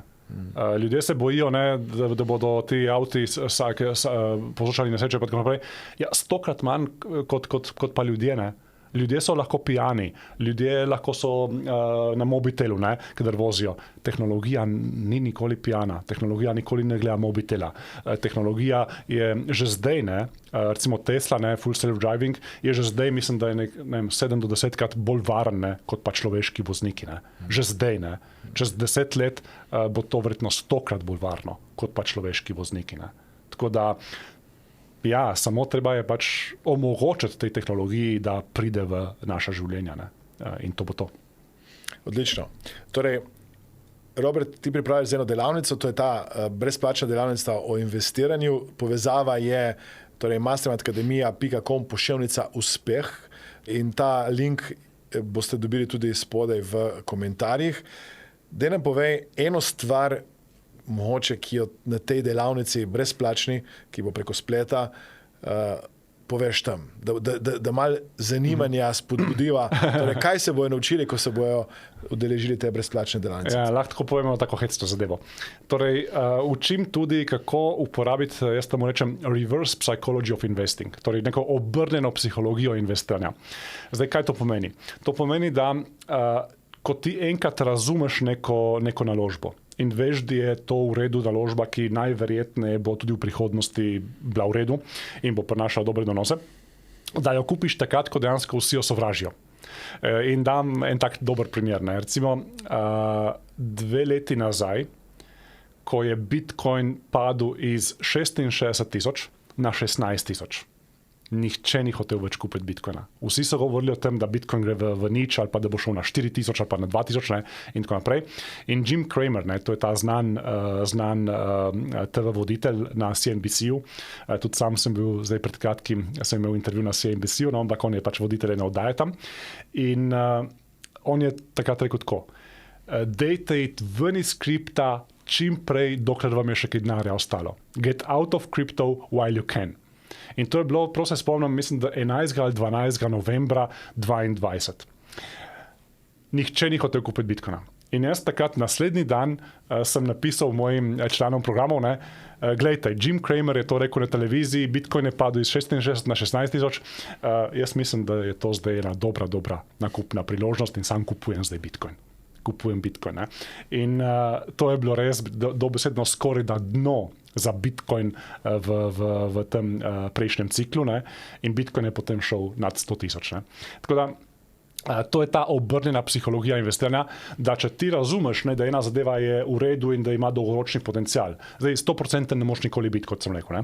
Ampak jaz zelo rad dodajam v moje investicije ali pa jih kupujem takrat, ko dejansko jih vsi sovražijo, ali pa takrat, ko recimo, kot sem rekel, ne, Trump je razpisal tiste carine in tako naprej, trgi dol za 30%, kupujem. Ne. In to je ena taka, bi rekel, zelo zanimiva stvar, ne, ki jo je zelo malo ljudi sposobno narediti v svetu investiranja, kupovati, ko drugi dejansko vsi v paniki prodajajo. Ne. In takrat je bilo res v Bitcoinu panika, nihče ga ni več maral, ne. In ta Jim Cramer, ne, dogodek, ne, je bil zadnja točka, ne, ki sem jaz rekel, ok, zdaj pa ja. Tukaj je treba nekaj poguma. Ja. Pa razumeti moraš stvari. Ne. Mislim, kot sem rekel, če bi isto delal z nekim majhnim kriptokovančkom, ne, bi izgubil denar. Ne. Ampak zato, ker Bitcoin je čist nekaj drugega, ne? Če enkrat razumeš Bitcoin, pač če vložiš, ne vem, par 10 ur v izobraževanje o tem, kaj je Bitcoin, ne, boš razumel, ne, da ima neko prihodnost, ne, in da ima neko mesto v prihodnosti, kot neko digitalno zlato za nove generacije. Ne. Je seveda še mlad, ne, še zelo skače, ne, ampak jaz mislim, da v 10-20 letih, ne, bo pa postal zaspan, kot je zdaj zlato zaspano. Ker gre bolj počasi gor in dol. Tako da, ampak pač zdaj je pač še nek mladenič, nek najstnik, ki zelo hitro skače gor in dol. Ti še zmeraj pri vseh investicijah je delniški trg tisti, ki je prevladujoč, ja, in kripto je en del tega. Tako. In več o temu zvejo na tej brezplačni delavnici, torej mastermindacademia.com /uspeh, in to vas bo pripeljalo do strani, kjer se lahko brezplačno prijavi. Tako. Bravo. Dej mi povej, Robert, je kakšna tema, ki jo nisva načela? Kaj bi bilo fajn, da bi te še vprašal, pa te nisem vprašal? Mogoče tako, kako začeti? Kako začeti? S prvim korakom. Mislim, da je Lao Tzu nekoč rekel, ne, da potovanje dolgo 1000 milj se začne s prvim korakom. Vsaka stvar v življenju je bistveno lažja potem, ko narediš prvi korak. In recimo prvi korak je pri vlaganju denarja. Enkrat, ko nekaj si zaslužil, enkrat, ko dejansko ugotavljaš, da imaš neke denarne presežke. Prvi korak je to, da si odpreš recimo nek borzni račun in da začneš vlagati v neke, ne vem, recimo sklade, v globalni, recimo vlagam kar dosti denarja v nek globalni ETF. Torej, prvi korak, pa tudi če začneš s 500 evri, je to super, ali pa s 1000 evri, je to super. Tako da, prvi korak narediti. In enkrat, ko boš začel, potem dejansko bo bistveno lažje. In to je isto pri vseh področjih življenja. Prvi korak narediti je najtežje, ampak če se prisiliš, če si daš brco v rit in ga narediš, potem bo bistveno lažje naprej. In to je to. Zdaj, tako te poslušam, si tako izjemno motiviran. Dosegel si uspeh, ki si ga nekoč mogoče sanjal, presegel vse uspehe. Kje ti dobiš to motivacijo? Da te tako ta stvar tako navdihuje pa navdušuje? Iz mojih strank. Zato, ker ljudje mi stalno pišejo, mi v online knjižnici me vedno sprašujejo. Vsak dan prva stvar, ki jo naredim, ko pridem v službo, je, da odgovorim na vprašanja, ki jih dobim od mojih članov. In tukaj mi je ta pomoč tem ljudem je prva prioriteta. Torej tako, pred 10 leti je bil moj biznis drugačen in ne bi nikoli šel najprej odgovarjal na neke maile in podobno, ker pač najbolj fokusiran si zjutraj in narediš tisto najbolj pomembno zadevo. Ampak zdaj trenutno v tej fazi biznisa, ki ga imam, ko sem dejansko že pridobil ogromno strank in ko že dejansko imam neko zaledje, zdaj pa mi je ful pomembno, da jih najprej suportiram. Torej, preden pridobivam nove stranke, mi je bolj pomembno, da te stranke, ki jih že imam, da so mi ful zadovoljne in da dobijo hitro odgovore. Tako da jaz vedno strankam rečem, 90% vprašanj odgovorim še isti dan.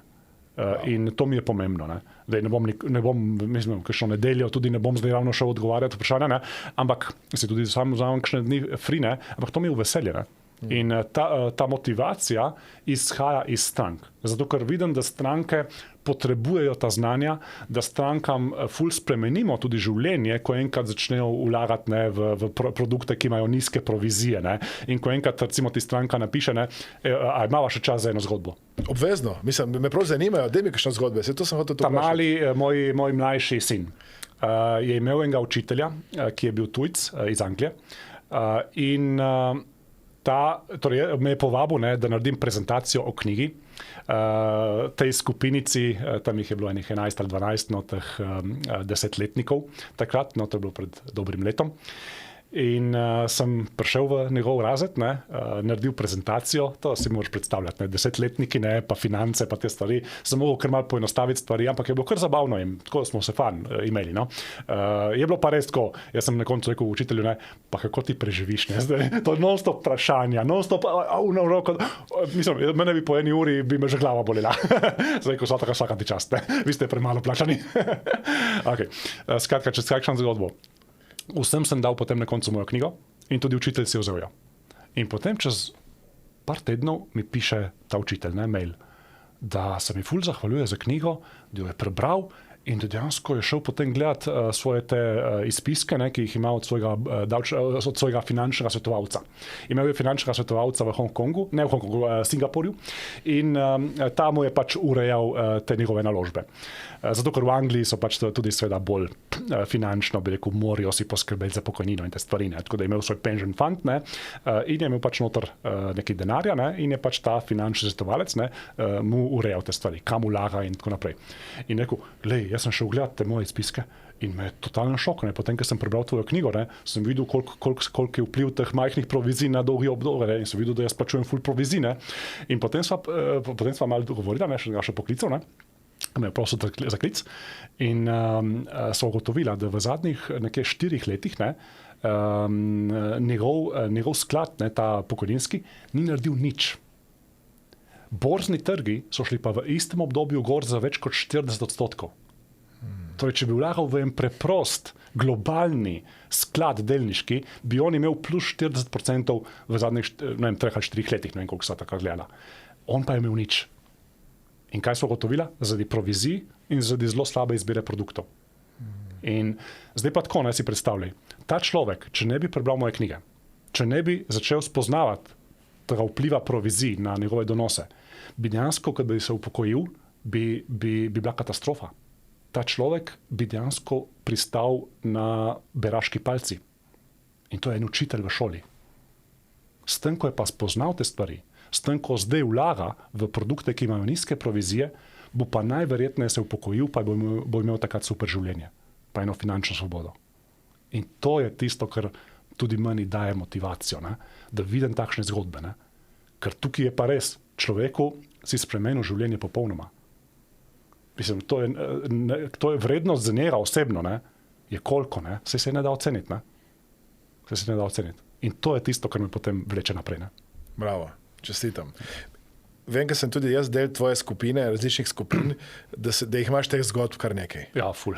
torej ljudi, ki se ti zahvalijo za to, da jim izboljšuješ finance. Ja. A imaš še kakšno zgodbo, ki že tam je taka navduhujoča? No? Še eno ti bom povedal. En član iz Avstralije. Mi piše mail in pravi, to je bilo zdaj že nekaj let nazaj, ampak tako ful mi je ostalo v spominu. Mi pravi tako, ne, sem se pridružil tvojemu programu, ne, zato, ker sem že 10 let zdaj imam denar na banki. V finančni krizi leta 2008-2009 me je toliko to prestrašilo in potem sem še začel brati te knjige od teh, jaz sem rečem, doomsayerjev. Veš, to so ti starejši guruji investiranja, ki samo strašijo ljudi. Kdaj bo naslednja kriza, kdaj bo naslednja recesija, kako bo se šlo dol, ne, in tako naprej. In pravi tako, 10 let sem zaradi tega strahu, da bo vse šlo spet dol, nisem vlagal. Denar sem imel razporejen na 4 bankah, da slučajno ne bi šla kakšna v stečaj, pa da bi izgubil denar, tako da jih je imel na 4 bankah svoj denar, to je bilo cirka $1 milijon avstralskih dolarjev. In v strahu non-stop, da trgi ne bi šli dol. Zdaj, kaj so trgi naredili v tem obdobju? So šli kar 3 ali kar 4. No in točno zdaj, takrat sva skupaj tudi gledala te stvari. No? Torej, če bi on dejansko do takrat vlagal, po recimo tistemu, kar tudi sam nekako učim, delniški trg in tako naprej, bi on potrojil ali pa početviril svoj denar. Ampak zato, ker je bil v strahu zaradi vseh teh gurujev, ki strašijo ljudi vsako leto, da bodo trgi padli in tako naprej, je on dejansko ostal na tistem milijonu. In ta milijon še seveda je izgubil ogromno kupne moči zaradi inflacije. Tako da realno je on izgubil recimo 200-300 tisoč dolarjev, zato ker je bil na banki. Če bi pa vlagal, bi pa bil plus 300%, pa plus 200%. In to je ogromna razlika.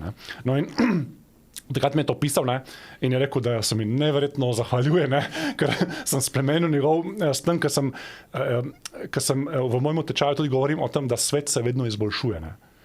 Ravno sem objavil na Facebooku pa na LinkedInu en dober post, ker govorim tako, da če ti gledaš novice v medijih, te bo to prepričalo, da je svet najslabši, ki je kadarkoli bil.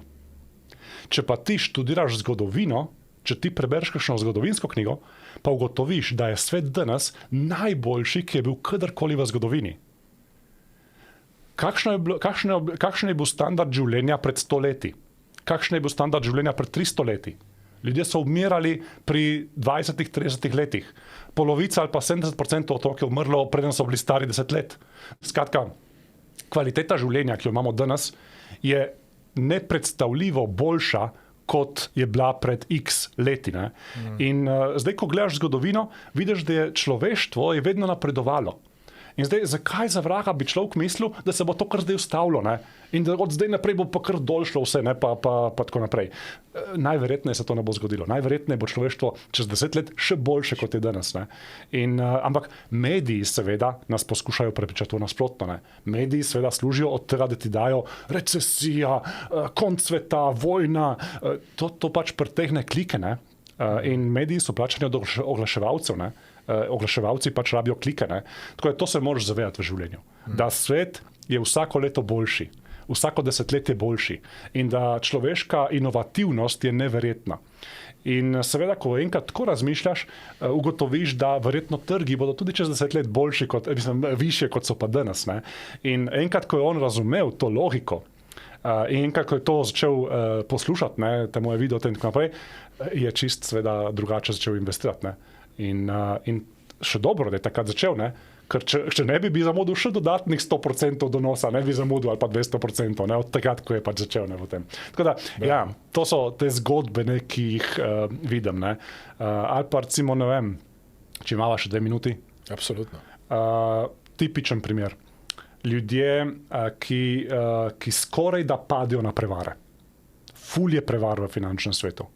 Nekdo ti ponuja nek kovanc tam, ki naj bi bil zdaj seveda drugi bitcoin, ne, ali pa ti rečijo, joj, glej, tukaj pa so neke nepremičnine, ki bodo zdaj ful zrasle in tako naprej, v Panami pa to je, ali pa ne vem, glej, trgovanje tam ni Forex, pa to je, imam enega, ki zna to ful obvladane, pa to ful dosega donosa in tako naprej. V 99% primerov so to prevare, ne.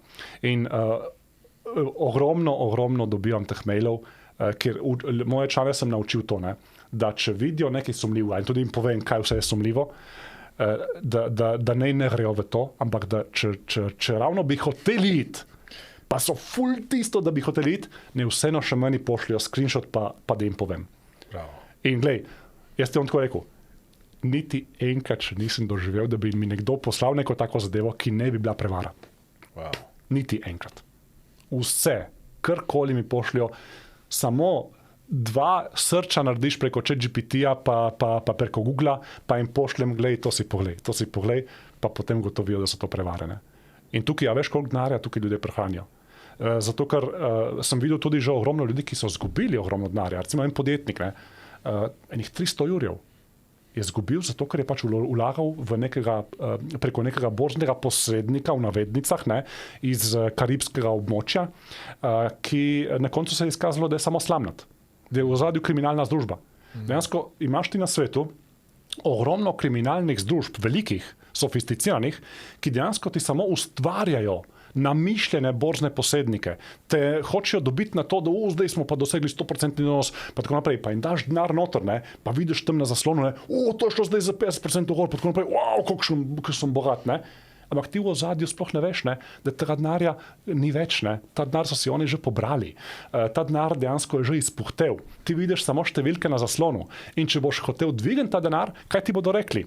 Rekli ti bodo, ja, veš, zdaj una banka, druga banka, glej, zaradi teh zakonov v UK-ju, ne, moraš pa še toliko, še 5% ne moreš dejansko tega denarja nakazati, ne, da mi pokrijemo najprej provizije, potem pa ti bomo mi nakazali ta tvoj denar. In kaj se bo zgodilo? Ja, še tistih 5% ti bodo vzeli. Mislim, to so tako sofisticirane kriminalne združbe v ozadju vseh teh prevar, da te psihološko tisto, ne. In ti misliš, ne, da boš dobil nek denar ven, ne, ampak ga ne boš. Ker že prvo sekundo, ko si jim ti dal denar, je ta denar izpuhtel. So ga oni že zbasali v svoje žepe in vse, kar ti od takrat naprej vidiš, je samo fasada. Samo številke na zaslonu. In to je to. Ker njihov edini biznis je, da sleparijo ljudi. In to jih je ogromno, ne. Tako da samo s tem, ne, ko spet kakšnemu človeku prihranem, ne, takšno izkušnjo, je to spet eno zadoščenje. Ne. Bravo, čestitam. Zdaj, še ena stvar moče, ki bi te pohvalil in je verjetno fascinantna, je bila, ko sem bil na tvoji delavnici, recimo, ali pa tvojem seminarju, sem videl ljudi, ki recimo ustanejo v Kaliforniji sred noči, da te lahko poslušajo. Ja. Da imaš res ljudi iz celega sveta, tako da čestitke za to. Za konec deva eno stvar, ki bi jo dal kot nasvet ljudem o denarju, da bo imeli lepše življenje, lepšo prihodnost. Kaj bi bilo neka tvoja zaključna misel? Mogoče en citat z knjige, pa bom še malo pojasnil, ne. En tak ful dober citat, no, ki ga tudi marsikdo je že quotal, no, je ko, bom kar prevedel v slovenščino, ko gre za služenje denarja, sprejemaj rizike. Ko pa gre za investiranje denarja, pa bodi bolj na varni strani. Dejansko pa sprejemaj manj rizikov, ne. Torej, ti, ko gre za vse tisto, kar delaš, da boš zaslužil več denarja, ja, tam tvegaj, pojdi v neko podjetništvo, dej še en dodaten biznis po službi si ustvari, ne? Ali pa začni se učiti nekaj, pa poskušaj dobiti neko novo službo. Dej vzami, sprejemaj kakšen rizik, ne? Ker tako boš ti zaslužil več, ne? Ampak ko pa pride do investiranja denarja, takrat moraš biti pa bolj konzervativen. moraš malo bolj paziti, kam vlagaš. Ne moreš lih vlagati v vsako uno zadevo, ko ti nekdo reče, jo, to bo pa šlo čez noč 100% gor, ker najverjetneje boš zgubil denar. Tako da, ja, take risks when making money, avoid risks when investing money. To mogoče. Bravo. Ja. Robert Rolih, hvala za najino prijateljstvo, sta ta desetletja. Čestitke za ta čudovit poslovni, tudi osebni uspeh. In hvala tudi, da si bil na tem našem podcastu oziroma podcastu. Ja. Ogromno smo se lahko naučili od tebe, tako da hvala. Ja, tudi tebi hvala, da si me povabil in res je bilo super, ta debata. Pa tudi tebi čestitke za vse, kar delaš, ker tudi tvoje stvari dam kaj otrokom poslušati, pa sta tudi ful navdušena. Tako da, pa tudi sam, koncu, vsako toliko rabiš te zadeve, da te mal osvežiš te stvari, pa da, ker ljudje pozabimo. Tako da super tudi ti to, kar delaš. Mogoče še ena stvar, Robert, ki te nisem vprašal, pa sva že skoraj zaključila. Ponavadi si ti julija na dopustu, ko imamo mi NLP za najstnike in letos načrtujemo, da bomo imeli v sredini avgusta, ko boš verjetno že nazaj z dopusta. Tako da bom zelo vesel, če si boš vzel čas, pa boš prišel tem mladim razložiti nekaj osnov, kar si že naredil enkrat v šoli. Mogoče še moja ta dva lahko poslal. Obvezno. Ja. Obvezno. In to je... Boš prodal datume, pa bom... Tako. Glej, bova s Saro provala zorganizirati, da takrat smo free. Pa da, tako. To je nekje pred koncem počitnic, ne? In to je v bistvu par korakov od tvojih pisarn. Super. Fantastično. Hvala lepa. Hvala. Moje ime je Aleksandar Šinigoj in dobrodošli v mojem podcastu oziroma podcastu, kjer modeliramo strategije odličnosti. Hvaležen za vašo udeležbo, hvaležen za to, da nas spremljate. Odličnost je nekaj, kar se lahko naučite. Odličnost je posledica vaje, treninga, dela in več, ko boste to poslušali, vadili, razmišljali, več je verjetnost, da boste to implementirali v svoje življenje. Sponzor tega podcasta oziroma podcasta je Mastermind Akademija. Ko se prijavite na delavnice Mastermind Akademije, nam napišite, da spremljate, poslušate naš podcast in kako se vam zdijo vsebine, ki jih za vas pripravljamo.